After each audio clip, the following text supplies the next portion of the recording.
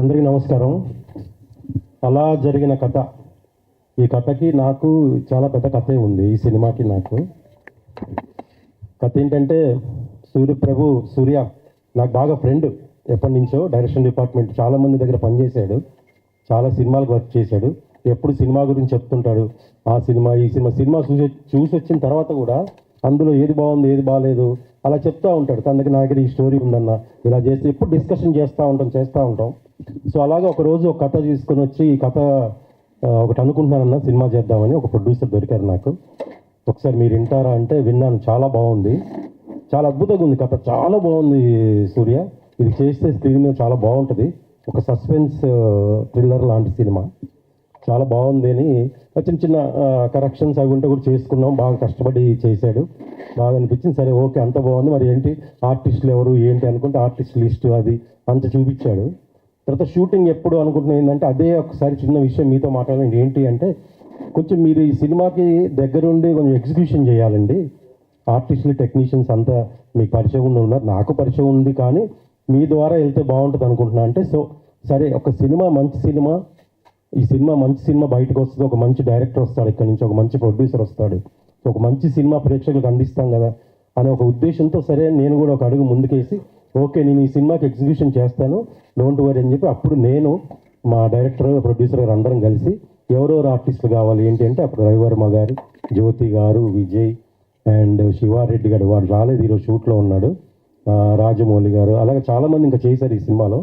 So వీళ్ళందరితో మాట్లాడి ఆ తర్వాత టెక్నీషియన్స్ విషయానికి వచ్చిన తర్వాత మా డిఓపి గారు జలంధర్ గారు అండ్ మ్యూజిక్ మహేంద్ర గారు, మహావీర్ గారు సారీ, వీళ్ళందరితో కూడా మాట్లాడి అందరిని సెట్ చేసుకొని, సరే బడ్జెట్ పరంగా ఏం చేద్దామంటే, ఈ బడ్జెట్లో వెళ్దాం అనుకుంటున్నాను అంటే నేను అన్నాను, ఈ కథకి ఈ స్టోరీకి నువ్వు ఇంతమించి బడ్జెట్ కూడా వెళ్ళకూడదు, ఫస్ట్ టైం కాబట్టి సినిమా. సో ఈ సినిమా బడ్జెట్ పరంగా చిన్నదేమో కానీ కంటెంట్ పరంగా చాలా పెద్దది.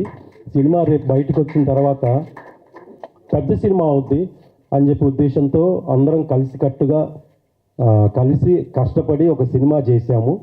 సో ఇప్పటివరకు ఎక్కడ ప్రెస్ మీట్ చేయలేదు కదా, ఒక చిన్న ప్రెస్ మీట్తో స్టార్ట్ చేసి ఫర్దర్గా ఈవెంట్స్ అవి ఉంటాయి ఎలాగో ఈ సినిమాకి సంబంధించి రిలీజ్ వరకు చేసుకుంటూ వెళ్దామని ఒక ప్లాను.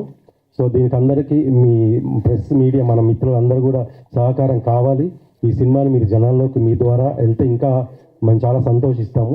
సో ఈ సినిమా చాలా కష్టపడి చేశాము. సో అలాగే ఈ సినిమాలో నేను క్యారెక్టర్ కూడా చేశాను, హీరో మామ క్యారెక్టరు, చాలా ఫన్నీ క్యారెక్టర్, చాలా మంచి క్యారెక్టరు. సో ప్రేక్షకులకు కూడా ఈ సినిమా చాలా బాగా నచ్చుతుంది. 2 గంటలు మాత్రం ఎంటర్టైన్ అవుతారు, ఎంగేజ్ చేసే సినిమా ఇది. సో ఈ సినిమా ద్వారా ఒక డైరెక్టర్కి మంచి డైరెక్టర్ అవ్వాలి. అలాగే మా ప్రొడ్యూసర్ గారు రేణుకా గారు, ఆవిడ కథ చెప్పిన తర్వాత చేస్తానని ధైర్యంగా ముందుకు వచ్చారు, ఎక్కడ కూడా కాంప్రమైజ్ అవ్వలేదు. యాక్చువల్గా మేము చెప్పిన బడ్జెట్కి కొంచెం ఎక్కువైంది, అయినా కూడా పర్లేదండి సినిమా బాగుంది. మన ఫుల్ ఫ్లెడ్జ్డ్గా సినిమా చూసిన తర్వాత కూడా ఇంకా వాళ్ళు పబ్లిసిటీకి అసలు ఇంకా మేము వెనకాడవండి, అంత బాగుంది సినిమా, అంతా చూసుకున్నాం మేము మొన్న ఎలా వస్తుంది ఏంటని. చాలా అద్భుతంగా వచ్చింది, చాలా బాగా వచ్చింది cinema. So thank you madam, మీరు ఉండబట్టే ఈ సినిమా, అంటే మీరు వెనకాల ఇంకా సపోర్ట్ ఉండబట్టే, మీరు పెట్టబట్టే ఈ సినిమా ఇక్కడ దాకా వచ్చింది, ఇంకా ముందుకు వెళ్తుంది. సో ఈ సినిమా మీ అందరూ కూడా రేపు రిలీజ్ అయిన తర్వాత ఈ సినిమాని చూసి మా యొక్క అలా జరిగిన కథ సినిమా పనిచేసిన టెక్నీషియన్స్కి అండ్ కాస్ట్ అండ్ క్రూ అందరికి కూడా మీ ఎంకరేజ్మెంట్ కావాలి, మీ సపోర్ట్ కావాలి.